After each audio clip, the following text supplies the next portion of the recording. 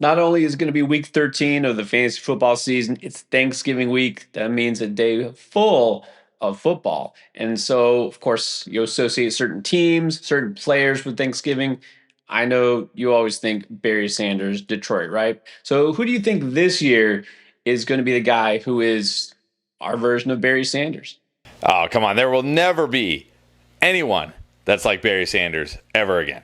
All right, that's definitely true. But look, let's figure out who's going to go off in, well, either those Turkey Day games, the day after on Black Friday, Sunday games. We have a full slate in Week 13. A lot of running backs you might want to consider as you head toward the fantasy playoffs. Who do you start? Who do you sit? Nobody is on a bye this week, and so it's going to be a little bit tougher making your decisions, but it's not tough to think about these guys. If you have them, you start them. Christian McCaffrey, Jahmyr Gibbs, Bijan Robinson, Jonathan Taylor, Devon Achane, James Cook, Derrick Henry, and Josh Jacobs if he plays. One more decision that should be very easy to make. Hit that subscribe button if you haven't yet. Look, we're trying to help you win in fantasy football every week, all season long and all off season. Help us out. If you haven't yet, hit that subscribe button. Give us a thumbs up. We're on the way to 100K. We're trying to get there before the season is over. The first of 3 games on Thanksgiving Day, of course, a tradition. It's the Packers at the Lions. So we have to wonder, is Josh Jacobs going to make it back? It seems like he was really close this past week, but again, it's a short turnaround. You never know how these things go. And Emmanuel Wilson looked pretty good in relief of him. So what if Jacobs plays? I mean, I know you just play Jacobs, but what does that mean for Emmanuel Wilson? Well, I think if Jacobs plays, you can't consider Emmanuel Wilson here. Way too risky, especially on a week where we have no buys. You shouldn't need Emmanuel Wilson. But I will say, if Josh Jacobs, like if they say, hey, not quite ready yet, it is a short week, a short turnaround, I think Emmanuel Wilson has to be solid. He was the workhorse last week. He got all the inside the 5 carries. It's not a great matchup here, but with the volume he gets and his potential to score, it's got to be solid. Oh yeah, at the very least, a solid option if there's no Jacobs. I'm glad we were telling almost everyone who asked about him, you got to fire him up last week, and he paid off. I'm of the opinion that even if Josh Jacobs is active this week, Wilson showed enough that he might have earned some snaps here. Maybe Jacobs, they don't want to force him into too many touches, again, with that short turnaround. So we might see, I'm going to say it's like a timeshare, but we might see at least enough from Wilson that he could be a flex option. Again, hopefully you don't need to go that deep, but you could. And for the Lions, like, okay, he may not be Barry Sanders, but man, Jahmyr Gibbs did a pretty good impression last week. This is why you start him no matter what. David Montgomery, on the other hand, I mean, what is going on here? This guy's just not showing up really hardly at all this year. Are we at the point where we don't even think about starting him? I'm at that point. We've seen a massive shift this year. Only 40% of the snaps, only 38% of the attempts for David Montgomery. The Lions are like, all right, Gibbs is too good. We have to give this guy the ball. I mean, he could always score, but that's really all you're banking on here. You need a touchdown just to get a floor from this guy right now. No way I can start him. Yeah, this may be too generous. I'll say he at least could be a flex option. He still does have touchdown upside, and I know we haven't seen it much lately. You know, they're going to want to establish the run against this Packers defense, and the Packers, you figure they're going to try to give extra attention to Jahmyr Gibbs after what we just saw. And, you know, last year, for what it's worth, Bonte did put up 124 total yards on Thanksgiving Day. He seems to thrive more in this time of the year, so maybe a flex. Next up on Turkey Day, it's the Chiefs at the Cowboys. Should be a good one. So Kareem Hunt, I mean, not only is he not going away, it's like he's getting better as the season goes on. I mean, the best game of the season this past week. And the Cowboys defense, sure, it's better, but Quinnen Williams, their new run stuffer, got banged up last week, and they're not exactly a shutdown defense. So what do you think about Kareem Hunt this week? And, well, what if Isaiah Pacheco does finally come back? I think whether or not Pacheco comes back, you got to feel good about Kareem Hunt. Like you said, he's been coming on, getting more snaps, looking good here. Yeah, it'll probably cap his upside a little bit if Pacheco plays, but I'm still not worried. And I know the Cowboys defense has been better. This is still not a shutdown defense or anything, and he can always score. I'm going to say Kareem Hunt solid this week. Pacheco, even if he plays, again, there's no teams on bye. You don't need Pacheco, I hope. No, I still have zero interest in Pacheco. Yeah, Hunt, I mean, look, always has touchdown upside. You know this. and this defense isn't going to scare me away from starting him. I think more just a high upside flex. I don't want to buy too much into last week. This is a game that could go back and forth between the quarterbacks. So he's a strong flex at the very least. And for what it's worth, did you know, I just found out Clyde Edwards-Helaire, he's back in Kansas City. Interesting. And of course, the Cowboys, it's just all Javonte Williams. And so, not his best game against a tough Philly defense, but he's still the workhorse there. And this offense is just rolling against any defense it seems to face. Yeah, the offense is rolling, but it's like the passing offense is what's rolling here. Chiefs fourth toughest versus the run. They've only allowed 5 rushing touchdowns all year long. But like you said, he is still the workhorse here. Although he has seemed to be slowing down a little bit, right? Like he doesn't seem to be quite as good as he was earlier in the year. But still, a guy getting this volume in this offense, you can't bench him. I'm going to say solid, but he's probably going to be lower end of the solid this week. Exactly. I mean, you've got to feel better about him than anybody who's just a flex option, but this probably won't be his best game again. It's a tough defensive matchup here. So, I mean, if you have Javonte, let's face it, he's just your RB2. You pretty much can set and forget, though. One more game on Thanksgiving night, Bengals at the Ravens. Before we talk about that game, don't forget, while you're setting your lineups for week 13, get your picks in on Underdog, right? Got a lot of action. It is feast week, so you're going to have all sorts of goodies, promos, right? Profit boosts, free picks in your lobby, so go check that out. If you haven't tried Underdog yet, of course, this is a great time to do so. You know that you'll also get, as a new customer, the special gimme pick, Lamar Jackson just getting a yard on Thanksgiving Day. All right, you get the free pick. You're going to get up to $1,000 of bonus cash in your account as soon as you sign up for the first time on Underdog. Just make sure you use code ENDGAME when you do that. And then as soon as you play $5 towards any picks, you'll get another $100 in bonus funds. It's a great time to do it. So before Feast Week gets underway, try Underdog, but use code ENDGAME before you check out. All right, let's talk Bengals at Ravens. So, it's always been kind of tricky this year with Derrick Henry because he hasn't always felt like a must start. Against the Bengals, he's an absolute must start. Don't even think about it this week. All right, now Chase Brown, on the other hand, seems like he's in a good spot, but how good? Well, not as good as it seemed like it was going to be. I had him as a strong start, and then it sounds like Samaje Perine is going to be back this week. That is going to limit him a little bit. We saw without Perine here, he went back to being an absolute workhorse, like 90% of the snaps, handling all the touches. I think Perine is going to cap his ceiling a little bit, although he has looked better lately, and having Joe Burrow back should just help the entire offense. So I can't drop him that low just because of Perine. I'm still going to say a very solid start. Yeah, and we'll break this down in the other videos, of course, but like you said, the headline here might be that it's Joe Burrow's return. It might be the Burrow show. He absolutely annihilates the Ravens. And so, obviously this helps the offense. There could be a ton of points scored in this game, but they might not all be because of the running game and Chase Brown. So he's definitely solid. Just don't expect a huge game.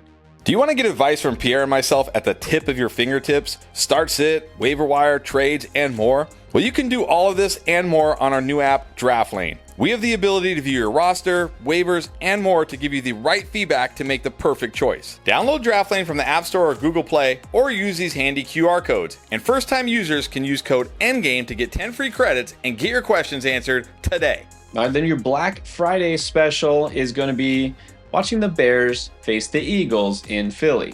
So we may have, sort of a shift here. I can't say changing of the guard, but all of a sudden this Bear timeshare is more Monangai than Swift.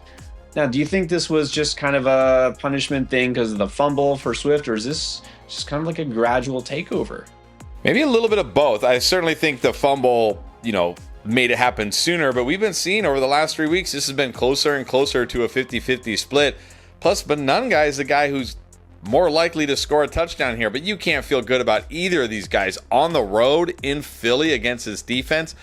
I'm just going to say both flexes, but if I had to pick one, I'd probably pick Monangai because at least he has a chance to score. Yeah, we had already seen Monangai become basically the goal line back here, and then that definitely was the case last week. But man, this is just not a good spot, like you said. I think we can just stick them both in the flex range. You're hoping for a touchdown, and if that's the case, Monangai between the two should be your preferred choice. And then, Saquon Barkley, last year's number one fantasy scorer. At this point, honestly, he continues to trend down. How good can you even feel having Barkley in your lineup after last week doing nothing against the Cowboys? Well, he didn't do nothing. I mean, he did nothing on the ground, but at least he's still been involved as a pass catcher. He's at least giving you a floor, but man, this is not what we drafted Saquon Barkley for. This is a good matchup. Remember last week, the Bears were down their top 3 linebackers. Maybe they get Roquan Smith back this week, but that would probably be it. But still, how good can we feel? I think this is more of an offensive line offense issue than a Barkley issue, and that's not going to get fixed before this game. So I'm going to still say Barkley is solid, but again, he's going to be lower end of solid. He might even be my lowest ranked solid player this week. He gives you a floor, but doesn't give you a ceiling. Yeah, just crazy. This far into the season, we're saying things like this. Saquon Barkley averaging 3.7 yards per carry on the season. I mean, if this wasn't the Bears and such a good spot for him, yeah, probably would just be a flex. But let's hang on to him as a solid option here. But honestly, you might have someone better available. Now, Saints taking on the Dolphins on Sunday. Of course, Devon Achane, no-brainer. You start him. Alvin Kamara thought might be in a good spot last week. We'll never know what might have been because he left. It's a sprained MCL, and so this is going to be tricky, right? There's a good chance he isn't out there for Week 13. I mean, if he is, what do you do? And if he's not, how good can you really feel about Devin Neal? And I'll just say this, look, knowing the Kamara injury and then Neal might have a chance to inherit this backfield, I still couldn't even go far enough to say you got to pick him up on the waiver wire. I don't feel good enough about this offense. No, you can't. You can't feel good here. I mean, even against the Dolphins, they have not been that bad against the run the last month and a half. Devin Neal, even with Kamara, I mean, Kamara left very early in that game. He barely played. Devin Neal still only handled 25% of the rush attempts, and he had 0 carries inside the 5 because they kept giving the ball to Taysom Hill, or they had Tyler Shuck sneak it. Like, they didn't even give him goal line carries. So what are you really getting here from Devin Neal? You're getting some rushing yards, some receptions. That's about it. I'll say if Kamara is out, he's nothing more than a risky flex because at least he should have a decent floor, I guess. And then Kamara, even if he plays, there's no way he's 100%. I can't take that risk this week. I'm just going to sit him. And that's the one thing, like you said, Devin Neal actually caught passes, that kept him at least somewhat viable. But yeah, you can't feel good. Only consider flexing Neal if Kamara's completely out. And then if Kamara is back, well, I guess then he could at least be the flex option because he'll probably get most of the touches. But maybe this is just going to be the Taysom Hill week. Texans at Colts this week. JT, don't think about it. Start him. Woody Marks, all right, we'll have to think a little harder this week. He was in a great spot, week 12 against a pretty poor Buffalo run defense. This is slightly tougher matchup, but at the same time, he's getting pretty much all the work here, isn't he? He is, and I just said, like when we were talking about Barkley, like Barkley might be my lowest ranked solid guy. I take it back. It's going to be Woody Marks. He's going to be my lowest ranked solid guy. I will say he's solid because he's clearly the lead running back here. He hasn't looked terrible, but this run game is pretty terrible, and this is not a great matchup here. Although I will say the Colts have allowed the 11th most receptions to running backs, so there is a chance that he does some damage in the receiving game, but what's the upside here? Yeah, this is what you said, a volume-based floor play. And so you could do worse, you could do better. This comes down to what your options are. He's better off as a flex in PPR, but as far as running backs go this week, let's say barely a solid. Falcons at the Jets. Yes, we're still just starting Bijan Robinson. What about Tyler Algier? Thought that he was in a good position to maybe do something last week, and not so much. It's still, this is the Jets, right? You can feel good enough maybe about Algier. I think you can feel good enough. I mean, look, I don't know why. Don't ask. I mean, I asked the NFL, I asked the Atlanta Falcons on Twitter today, and they haven't responded, so I don't have the answer. Why NFL coaches who have Bijan Robinson only give him 48% of the carries and they give Algier 41%? It boggles my mind, but apparently it makes sense to the Falcons. But that said, if he's going to get 41% of the attempts against the Jets, it gives him a chance to score. Now, he needs to score to really help your fantasy team, but I think in this matchup he can do it, so I'm going to say a strong flex this week. always worth a flex if you need someone like that because he could always score. He's getting those opportunities whether he deserves them or not. And so you got to feel like the Falcons could still try to establish the run, just probably what they should just do from here on out anyways. All right, so, okay, flex worthy. Now on the Jets side, it's still just Breece Hall. All right, Breece Hall almost is doing better work as a receiver than a runner these days. But I think the real question here, which is the question every single week, is which version of the Falcons actually shows up, especially on defense this week? Is it the good one or the bad one? Well, I'm gonna go with the bad one. Look, come on, that was the Saints here. I know it's the Jets, but that was the Saints. I'm gonna go with the bad one. And Breece Hall's been getting so much volume. I'm not scared of this Falcons run defense. Tyrod Taylor at least made the offense serviceable. Like, it wasn't great, but at least it wasn't a complete dumpster fire. I think this week in this matchup, I'm gonna say Breece Hall a strong start. Well, I mean, the good thing is if you're in a PPR league, he is involved as a receiver, and he always has that home run ability, right? I just worry the ceiling because he hasn't done a lot as a runner. This offense is still not great. So I think he's a very solid pick, but not a guy I necessarily want to count on if I have good other options. 49ers at the Browns. There's one thing that actually remains consistent and predictable about the 49ers. It's Christian McCaffrey this year. Go figure. Now, as far as the Browns, we're going to see Shedeur Sanders with another start this week. Are we going to see more Quinshon Judkins in the Wildcat formation scoring goal line touchdowns? That was random, but I also feel like this is going to become a thing for them. And then Dylan Sampson, well, he finally showed up again. Forgot he existed. Does he show up again this week?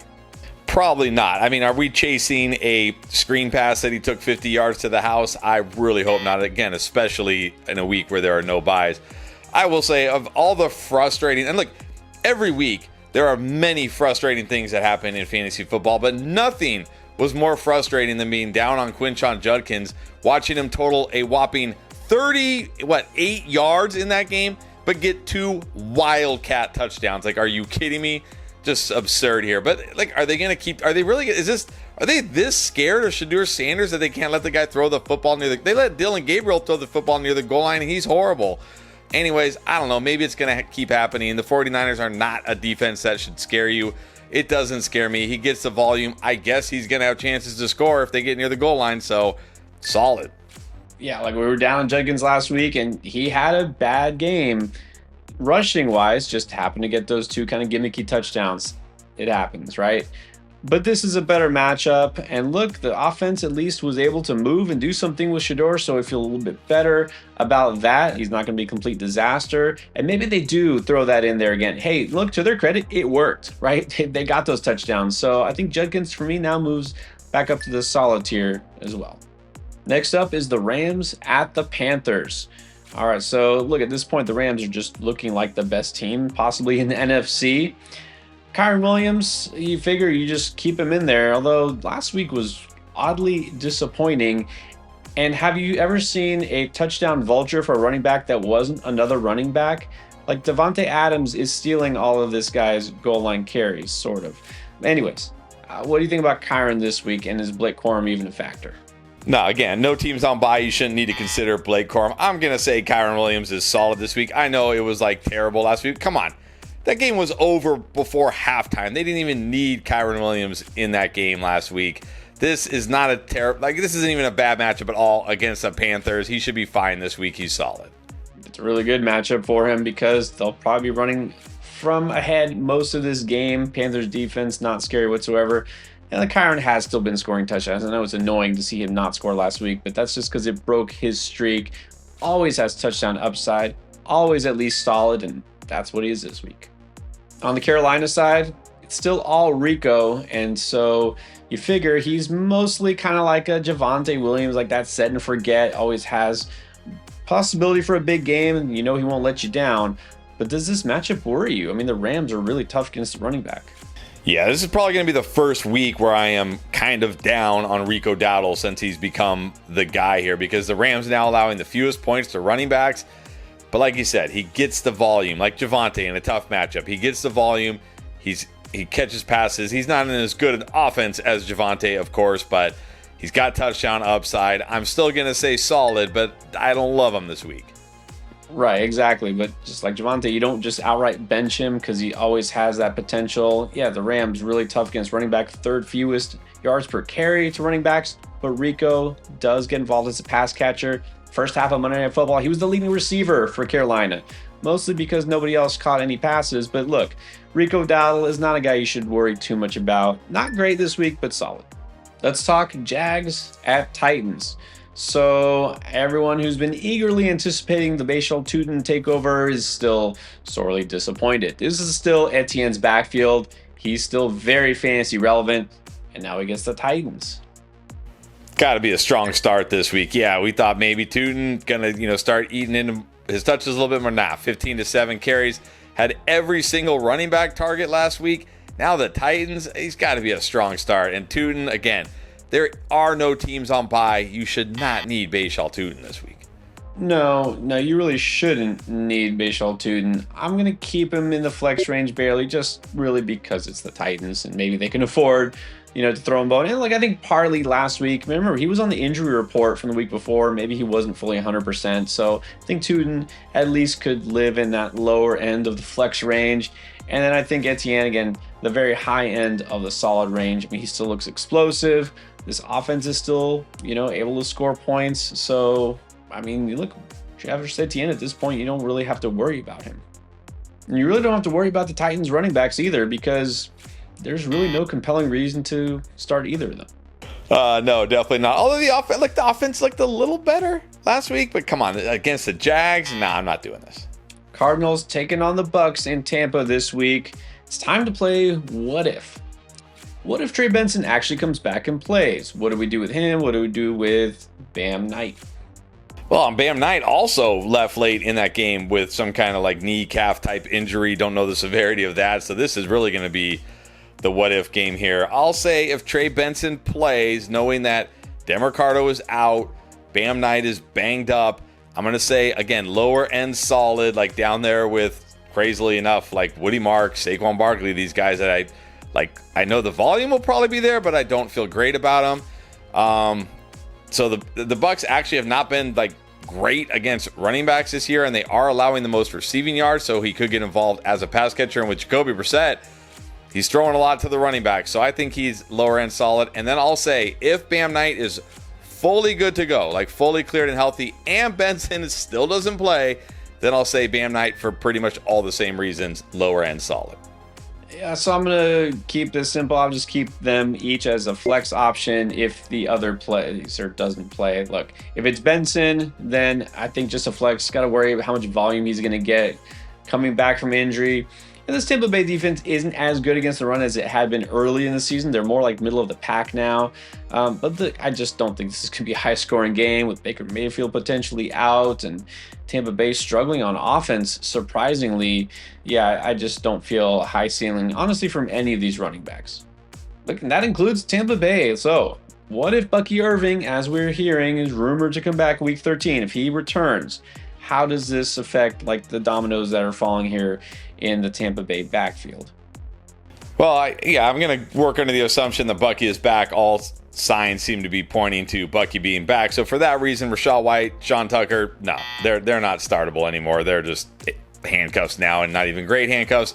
Bucky Irving, I'm going to say, again, lower end of the solid, that solid range where I'm he's better than the flex options, but I don't love him this week. Not that the Cardinals are a tough matchup or anything, but you got to be worried, how much run is he going to get first game back after a long layoff, knowing that this shoulder injury, it sounds like the type of thing where it could get re-injured here. So I do worry a little bit about his volume. I'm going to say lower end solid.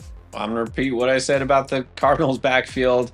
Again, just a flex here, worried about the workload. This could turn into some sort of a 3-man committee to some extent, and worried about the Bucs potentially without Baker. I mean, just can't love this offense. So Bucky to me is a flex, and if he returns, the other guys just not even considering. Now the Vikings are going to be in Seattle to take on the Seahawks this week. So the Aaron Jones takeover of the backfield took a step back this past week. He's still, mostly the guy in early downs, but we saw more Jordan Mason than we had seen in the previous couple of games. So, not only that, oh, by the way, we might get another third string quarterback for the Vikings this week, and they're on the road in Seattle. So, you like any of these guys? No, you can't really feel great about either of these guys in this offense right now. But I will say Seattle, they're very tough versus the run, but they allow the 4th most receptions and the 6th most receiving yards to running backs. I think that keeps Aaron Jones as a strong flex this week for that receiving work. Jordan Mason just continues to be touchdown or bust, and I don't expect him to score this week. I don't even know if the Vikings are going to score this week. They didn't score last week. Why would they score this week? I'm not starting Jordan Mason. Right. Got a lot of questions about this Vikings offense for sure. But again, like you said, Aaron Jones is a pass catching back. One thing with the Seattle defense, they'll let the running backs catch some passes here and there. That just gives them a floor. So a decent flex. Mason, no thanks. All right, now that Seattle backfield, and I know you feel like it's going to be more of the same, but I had that suspicion maybe the Walker takeover was happening, and it sort of did, except then Zach Charbonnet got the goal line carry and the touchdown again. So, do you feel any better about Kenneth Walker this week than Charbs?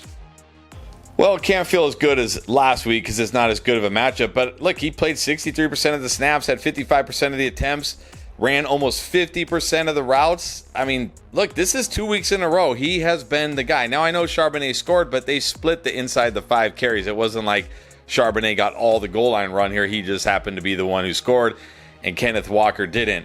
But this isn't the worst matchup here, but it's certainly not as good as the one he had last week. Again, another guy I'm going to say low-end solid because the volume keeps him in the solid tier, but I don't feel great about it here. And then Charbonnet, just a risky flex. One of these guys that pretty much has to score for you to feel even good about.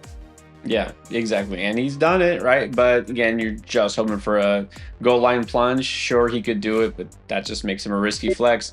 I'm going to keep Walker at the high end of the flex range just because obviously there are still some limitations here. He's definitely not taking over the entire backfield. And you're right, he did get a goal line carry too, just didn't convert on it. But this isn't just, necessarily a smash spot for him. So I like Walker, I just don't love him.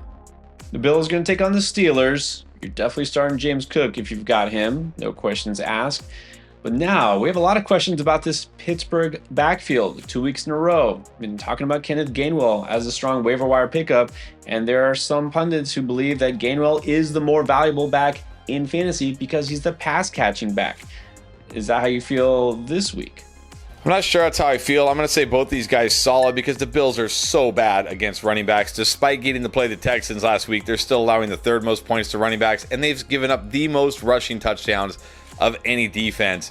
And look, even though Gainwell did play more snaps, Warren still had 18 carries, still outcarried him 18-10. But I like both these guys this week for different reasons. Warren, probably like him better in your non-PPR leagues. I think you can start him in your PPR leagues as well, but he's got more touchdown upside. I feel like he's going to get more carries. But I think Gainwell, you're probably the guy you're going to prefer in your PPR leagues for that pass catching. You said it all. Broke it down perfectly. Exactly. I got them both in the same tier as well.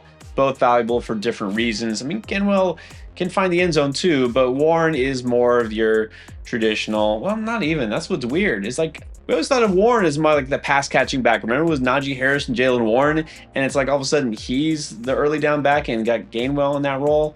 I don't know. The Steelers confused me, but I think they're both solid this week because that Bills run defense, like you said, it's not good. All right, now Raiders at the Chargers. Got some questions here as well. So Ashton Genty, I mean, he's the guy there for the Raiders, but he got banged up last week too. We're going to have to keep an eye on him throughout the week and see if it affects him in terms of his status.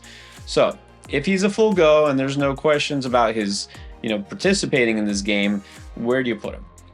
Well, I think he's got to be solid. He's not been great on the ground, but 2 straight games of 8 targets, 5 or more targets in 4 straight games. There is a little worry with Chip Kelly being fired. Like, does that change? Do we see a shift in the offense? But probably not. He'll probably still catch a ton of passes here. So, yeah, even in a tough spot here this week against this Chargers defense, you can't bench Ashton Genty. He's got to be solid. And then I will say, if he's completely ruled out, because remember, it was an ankle injury very late in that game, We'll have to see here if he's completely ruled out. I will say Raheem Mostert, a risky flex because he should at least get the touches, but I mean, how good can we even feel? Oh man, I don't know. That's a little too much risk for me this week. Like, sure, Mostert might get some carries, but they'll probably sprinkle in. I know, is Zamir White still there? I think. Even if Genti's out, I'm just going to avoid Mostert in the rest of this backfield. If Genti plays, he's got to at least be solid. Like you said, he's one of their leading targets. He always has that explosive play ability. Maybe it gets sort of unlocked here with a new OC, but probably not. Now for the Chargers, let's see. What if Omarion Hampton is activated and ready to go after being on IR, missing several weeks here? Is this going to be his backfield again?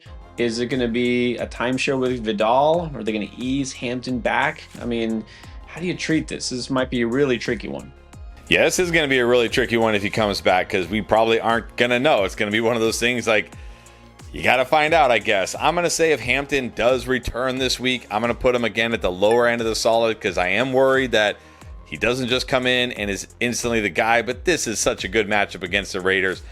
I can't drop him too low. And then I'll say if he doesn't return this week, because look, I know we just assume guys are coming back when we think they're coming back, but look at Trey Benson, look at Bucky Irving. Doesn't mean Hampton's coming back this week for sure.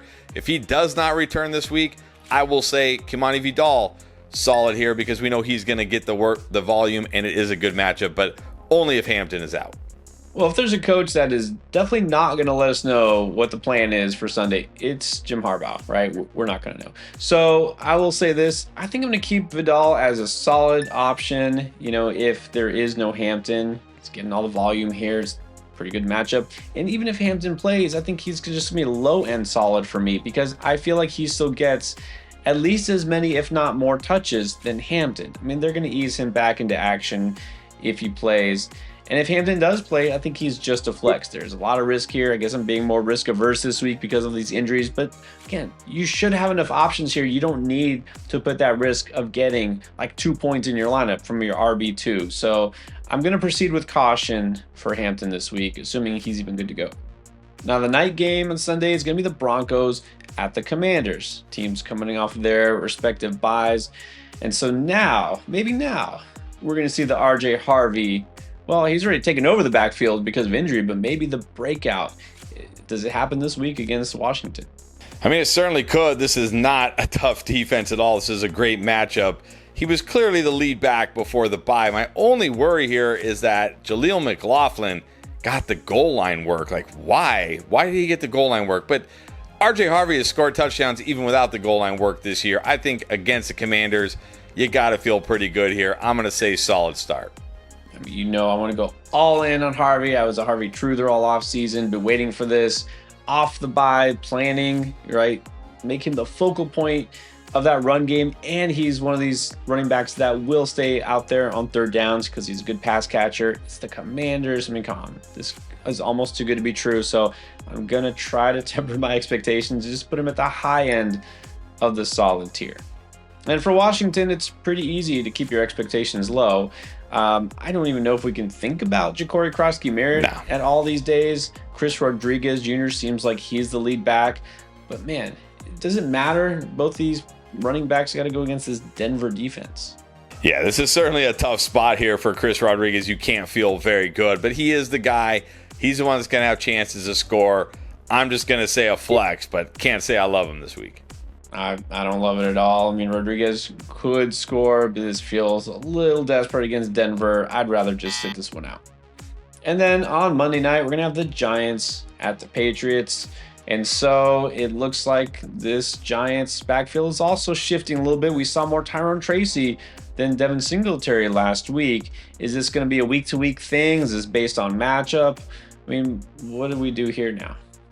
Well, I think I feel good about Tyrone Tracy now. I mean, look, he got volume the week before too, right? And volume in this game, the pass catcher. What I really liked here is he got more of the inside the 5 carries this last week after not even having a snap inside the 10-yard line over the last 3 games here. So, not to mention, it's a tough matchup against the Patriots, but the one area they struggle is the pass catching backs, and he's the pass catcher. Again, I can't say I love Tyrone Tracy this week on the road against the Patriots. lower end solid though. And then Devin Singletary, there's not enough here in this matchup. All right, well, I do prefer Tracy, and I always have, and I'm glad to see that now the Giants are preferring Tracy. Now that Dayball is gone, it feels like he has sort of become the 1A here.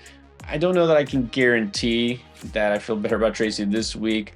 I think they're both just flexes because it's a tough Patriots run defense, and I just don't feel like either of them has a high enough ceiling. Now for the Patriots, good news, bad news. So TreVeyon Henderson was still the guy, even with Ramondre back.